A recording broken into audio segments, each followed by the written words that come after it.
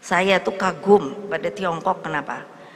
Ketika KAA, Konferensi Asia Afrika, Bung Karno minta dia ikut ke konferensi aja susahnya setengah mati, karena mereka disebut masih berada di tirai bambu. Tapi dengan kelihayan Bung Karno, Mao Zedong itu mengizinkan dia tidak keluar, tapi yang datang adalah yang namanya Perdana Menteri Liu Shaoqi, ada Jenderal Chen Yi, saya ketemu, saya ingat.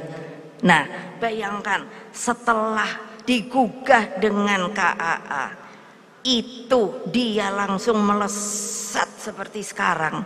Pertanyaan saya, masa kita ini menurut saya kok selalu ngomong gini loh, oh itu kan komunisme, lo ya biarin aja, jangan kita tiru. Udah jelas kita punya ideologi Pancasila, tapi persoalannya bisakah yang dia jalankan itu pasti ada yang baik. Bagaimana dia menyusun kader-kadernya, itu kan saya perhatikan, tidak boleh. Loh, zaman penjajahan aja, itu yang saya protes sama bapak saya. Ketika saya, kakak saya dan lain-lain tidak boleh kuliah, alasannya apa saya tidak tahu. Itu hanya nggak boleh aja, nggak ada kertas melarang. Nah saya bilang sama bapak saya, bapak aja mau penjajah, boleh sekolah sampai dapat gelar insinyur loh. Ini republik apa, aku bilang, masa, dan ini mau peristiwa kayak begituan terjadi lagi. Kalau saya sebagai pemimpin Bu, saya akan bilang no, karena menyengsarakan rakyat itu. Loh, orang pinter mau sekolah kok nggak boleh? Apaan itu Pak Nadiem? Bikin peraturan yang benar. Loh, sekarang banyak loh. Saya waktu wapres presiden ketemu sama mereka. Padahal itu beasiswa dari pemerintah Republik Indonesia kepada anak-anak yang pintar. Dikirim semua ke luar negeri untuk mendapatkan apa? Ijazah. Tapi setelah zaman Orde Baru, ini realitas sejarah loh. Jangan saya dibuli-buli kalau soal ini. Kalau ada yang ngebully saya soal ini, saya tuntut. Karena ini adalah peristiwa sejarah yang benar. Kenapa? Ketemu saya di luar negeri pada nangis. Ada ahli nuklir, ada ahli metalurgi, ada walala. Saya tuh sampai pusingnya gini. Loh, ini yang ngirim tuh pemerintah Republik Indonesia. Kok terus nggak ada pengadilannya, nggak ada, pokoknya dicap bahwa dia adalah komunis. Kalau memang terhormat, ya panggil dong, adili. Kalau ndak percaya, dengan seizin Pak Jokowi, saya pulangkan. Saya udah bikin ini loh Pak, waktu presiden, apa namanya, abolisi apa-apa itu. Pokoknya silakan pulang. Persoalannya apa? Mereka sudah menikah di sana, sudah mendapatkan kedudukan yang baik, itu membuat mereka menangis. Gimana Ibu? Saya ingin pulang. Saya punya keluarga di Indonesia, sekian puluh tahun saya nggak ketemu. Apa saya nggak nangis? Itu rakyat Indonesia, saudara-saudara.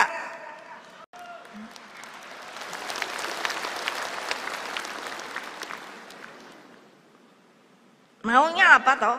Kan gitu. Loh iya. Saya mikir, lebih iya toh yo. Itu kenapa? Nggak boleh pulang. Nah itu ceritanya ada di balik cerita, tidak untuk dikonsumsikan hari ini gitu loh. Jadi gila ini aku bilang, republik yang dibuat susah-susah. Anak cucu saya bawa ke Taman Makam Pahlawan dari masih kecil. Kenapa? Untuk merangsang pikiran dan hati dia. Kenapa? Karena saya yang pancingkan itu apa? Ada nisan tidak bernama. Jadi mereka tentu akan bertanya apa? Benar, ketika mau nyekar dia tanya, cari yang tidak bernama. Kenapa? Waktu bilang, kok ada yang tidak bernama? Kenapa? Kenapa dimasukkan ke Taman Pahlawan? Karena mereka berjuang sukarela untuk membangun negara dan bangsa ini yang kalian masih mikir mau kedua dudukan saja.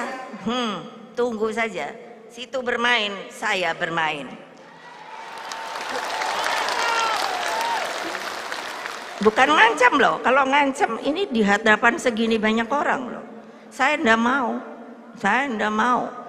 Kita ada di sini adalah berbakti bagi bangsa dan negara dan bagi akar rumput yang masih begitu banyak dalam keadaan papa dan hina. Ya merdeka, makanya ingat merdeka. Gitu loh. Jadi menurut saya mbok udah toh kerja aja, masing-masing kerja gitu. Loh dulu kan saya suka mikir gini loh Pak Jokowi. Apa toh kok saiki iki bingungi koyok piye ngono. Ya dulu maaf ya, beribu maaf. Siapa sih yang tahu Pak Jokowi? Loh iyalah. Ketika pada mulai nanya, ibu mau nyalonin siapa ya, ntar aja gitu. Makanya kan nggak di pesta, nggak di gini, di rumah saya aja saya umumkan gitu loh. Jadi jangan deh apa ya, mau kerja dulu baru gegap gempitanya itu loh. Ini yang saya mikir kok gegap gempita ya itu terus enak wae terus nggak pamit-pamit ngono kok terus njupui wong saya. Ih enak buai. Nggak mau nyebut saya.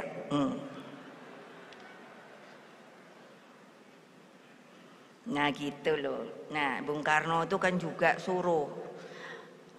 Karena beliau tuh memang visioner. Untuk ke depan tuh apa? Nah kan dibikin Lemhanas. Dulu Lemhanas aja padahal pidato pertamanya tuh geopolitik.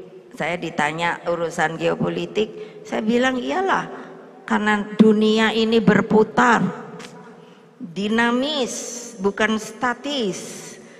Jadi kita mesti berdialektika untuk supaya tahu dengan musim perubahan apa yang akan terjadi di banyak negara.